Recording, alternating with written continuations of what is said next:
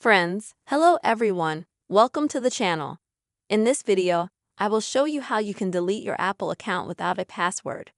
Friends, please don't forget to put your likes under this video, and also make sure to write your comments after watching and subscribe to this channel.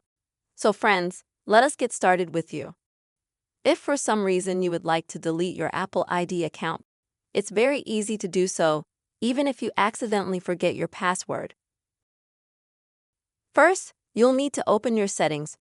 Then at the top, click on your name to sign into Apple ID.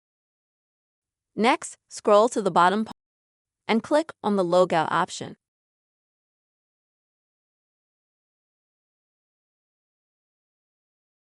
Here, of course, you'll be asked to keep a password that matches your account. But if you don't remember it, then you need to click right here to change or reset your password.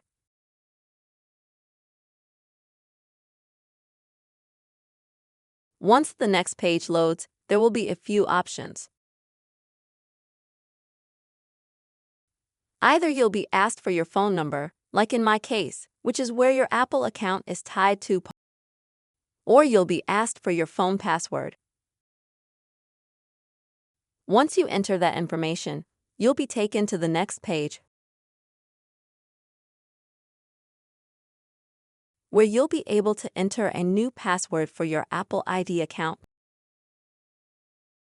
And then you'll need to enter the new password again to confirm it. And save the new password. After you lead and save the new password, just go back to your Apple ID account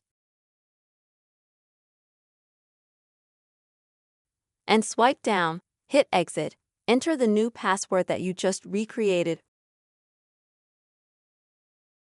and then just hit exit. So friends, you can easily delete your Apple account by just changing your password quickly, and this way you won't forget it. Friends, I hope this video has helped you.